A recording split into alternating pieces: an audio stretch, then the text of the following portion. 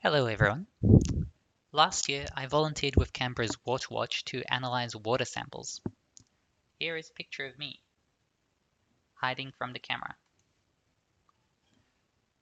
You can see the long pole I used to collect the water samples, and the bench where I did my testing. If you look at the water itself, you'll see that it's not the best quality. In fact, I was told that in summertime I should not even breathe near the water because the cyanobacteria was releasing fumes. They told me this after I'd agreed to do the testing for them.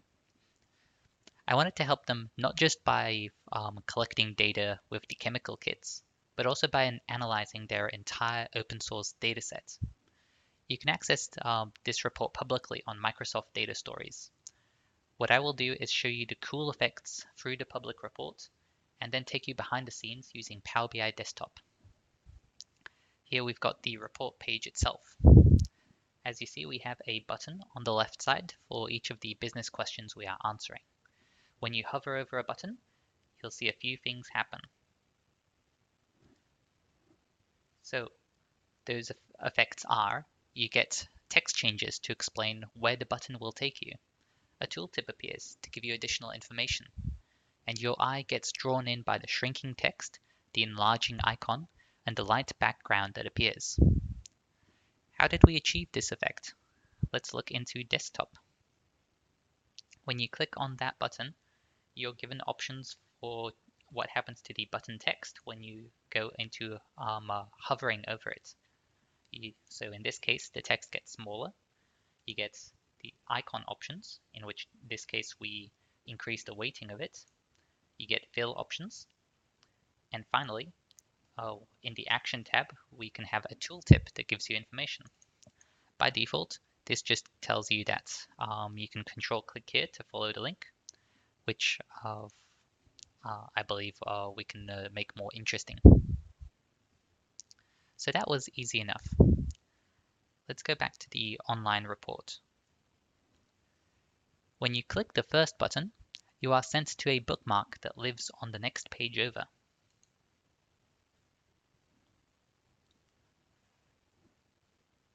You can see that we've got a map on the right-hand side, and it has a circle for every site that gets surveyed. Has anyone been living in Canberra recently? Any place that you'd like me to look at? Maybe we can look at two sites inside Canberra that I was in charge of. Those sites being Village Creek and Waniasa Creek. Oop.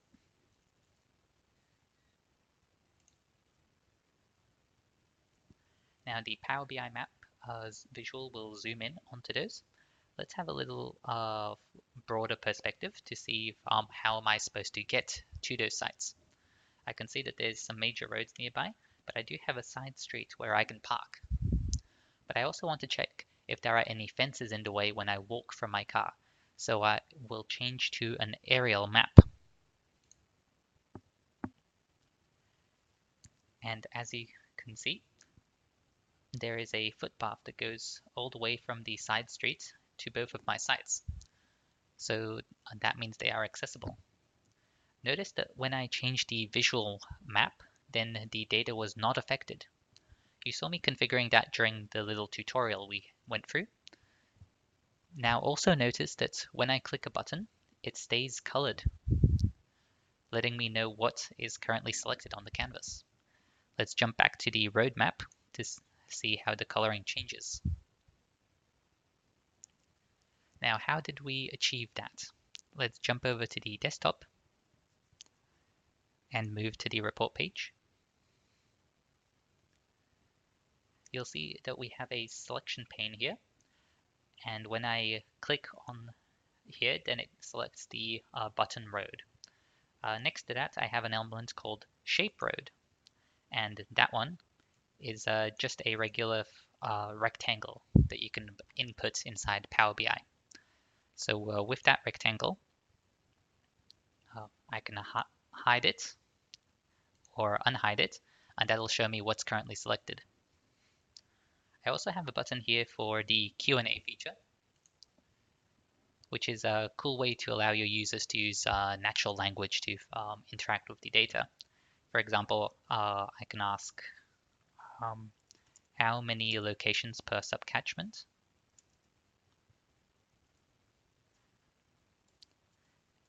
and I don't even need to finish it. It'll figure it out which word I mean. And I can even show how many sites are being managed per year. So we can see that uh, WaterWatch kept getting more and more sites until they're plateauing here and starting to go down. The WaterWatch coordinator actually told me that they've spread their resources a bit thin, so now they're trying to concentrate on just the critical sites. Now you can click on this Q&A button through the public report as well, but the feature is not available yet in public reports, so you'll just get a error. Maybe Neha can tell us when that will be released for public preview. Any questions before I move to the next demonstration? All right, I'll click on the back button.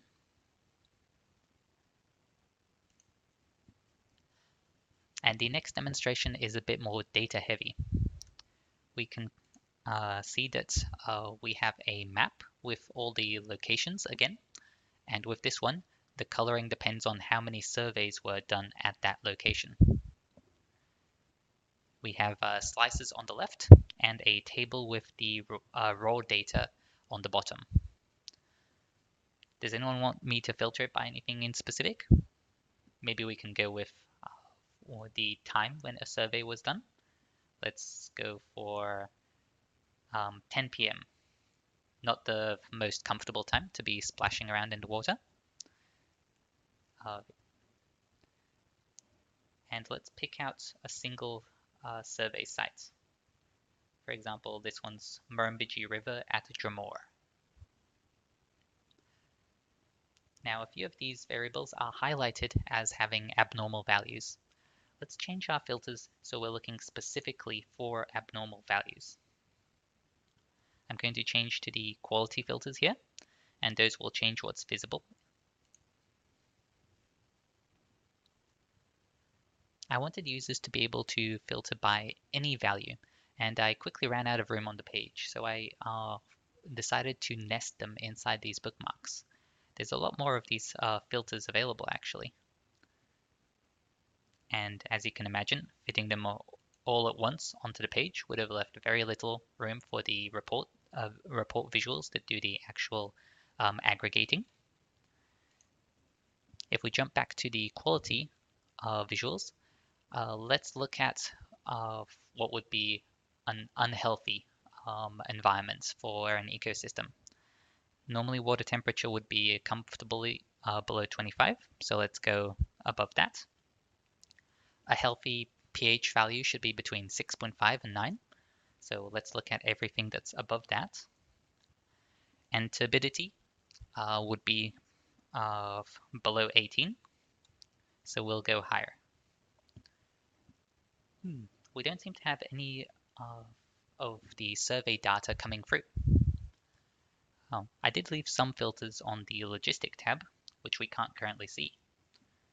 However, instead of trying to hunt through all the groups of bookmarks to see which filters I left open, I'm just going to click on this button here, and that's going to reset all the filters in the logistic tab. Now let's look at what we have left.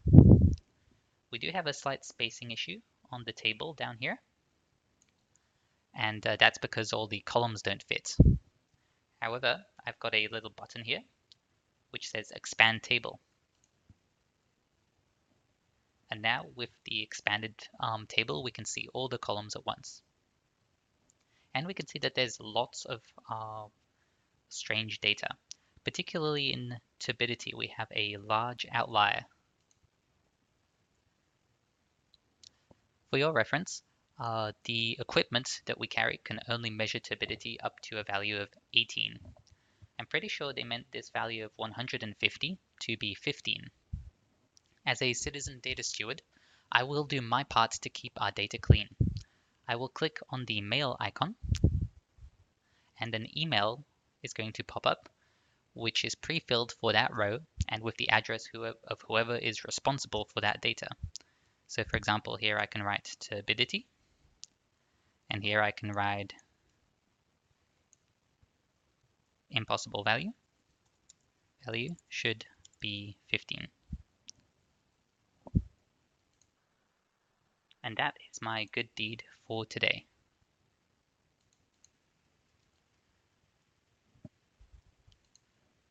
All right, now how can you do the same thing? Let's have a look at the desktop report. And let's first look at how to make all of these filters available on one page, but only looking at one group at a time. With this, we're doing the same thing as when we were flipping between the roadmap and the aerial map. And we're just substituting the slicer visuals this time and hiding a group of 4 or 5 and making another group visible. Now, how does this reset all filters work? So when we click on that filter, that's using the bookmark of reset all, this one. And with that one, we've only got the data option selected. So we've told it, do not affect any visuals, do not hide or make visible any of the slices, just bring the data back to its state as it was at the start. Now these little filters work differently. They are resetting data for only part of the page. See how the reset everything filter, it has all visuals selected. When I click onto one of these smaller bookmarks and click onto the actual bookmark for that button, then we see that it's got all visuals deselected, and it's got only the selected visuals option. With this option, you have to be aware that what it really means is visuals you have selected when you were adding the bookmark. So only if I clicked on a couple visuals and clicked on add, then this would apply. If I've picked some visuals and then tried to update this bookmark, then the selected visuals would not work. It would ignore that update.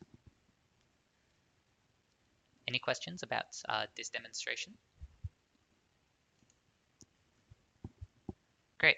Now let's have a look at one of my sites, the two that we looked at earlier. I'm going to quickly reset everything, and we'll select it from this handy search filter. And then in the table, we're going to drill through to another page just dedicated to that location. Now we have this overview of the metadata for the site, which is a quick glance at what you would expect the range to be. For example, we can see that the water temperature range goes from 30 to 80. From 30 degrees Celsius to 8 degrees Celsius. And the most common one is 18 degrees. However, this doesn't tell you the trend for that site. I doubt that any of you can see what the outliers are in this bit of data, even though there's a whopping big one in there. Let's switch to some more suitable visuals.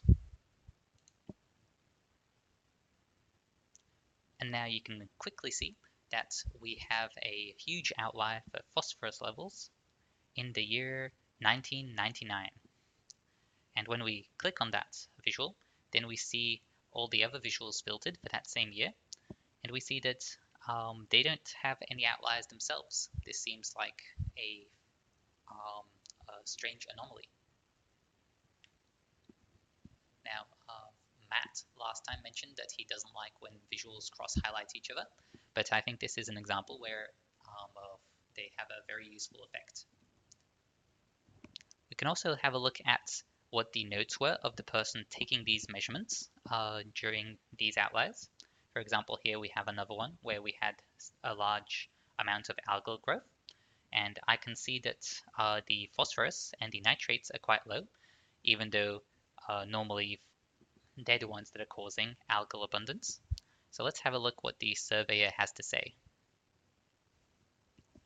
So they mentioned, for example, that there's no water flow, and that some restoration work has started, and that some detergent bubbles appear present on the surface. I'm glad I didn't have to do the surveying at that site. What we're looking at right now is a table visual that's been maximized, just like on the previous page. However, when we return to the report canvas, you won't be able to see that table in here. With this table, it's actually visible, but it's set in the visual ordering selection pane behind another visual, specifically this card one. Whenever you focus on a visual and then go back to the report, then it stays visible. And I didn't want to clutter up this canvas with that table, so I shrank it until it was very small and then just placed it somewhere out of the way.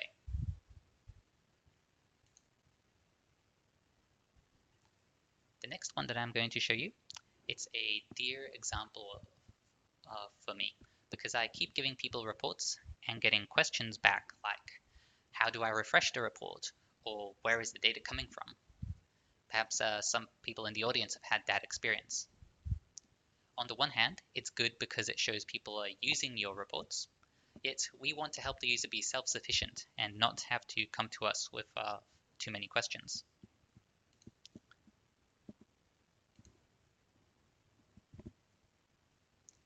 In this example of this particular report, the refresh process is a bit convoluted, so I explained it through this page.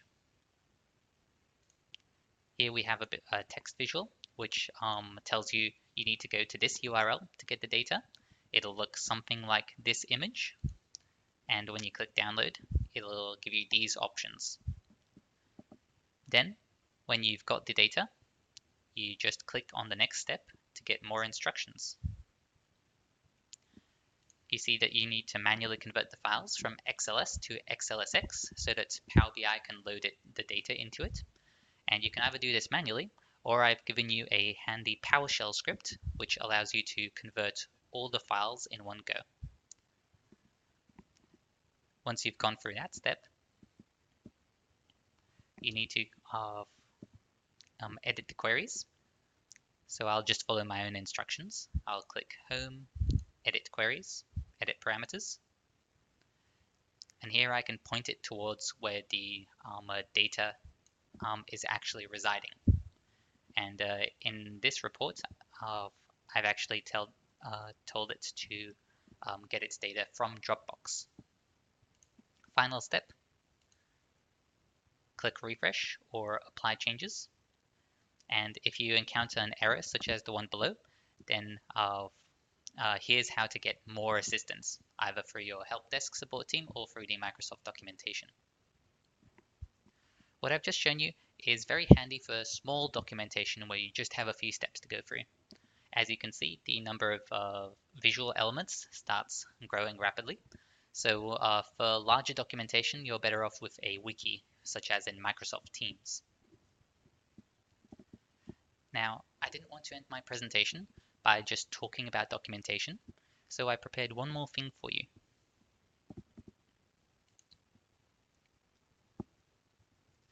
You've seen a bit about the data that we end up with after it's been collected, but you haven't been exposed to how the data collection process happens. So let's have a look at the collection procedures. And here we have every parameter that's recorded during a survey. Does anyone have a particular favorite that they'd like me to click on? For example, we've got measuring pH values. I can click on that, and it gives me the instructions for how to get this data and what equipment I'm going to need. You can also see that 1 out of 20 volunteers forgets to do this. The nitrates one is particularly bad for this. Almost a bit more than a quarter of users do not collect a nitrates reading. Potentially, we could motivate them to collect this data if they had a cool visualization that they were feeding and where they could see what their data was building towards. And now we click a bookmark to take us right back to the start. With that, we've come full circle. We've still got the analysis tab left, but I'm going to let you explore that in your own time. Thank you for your attention, and I'll be around if you want to chat later. I will now hand you over to Nehu, who will talk about streaming analytics.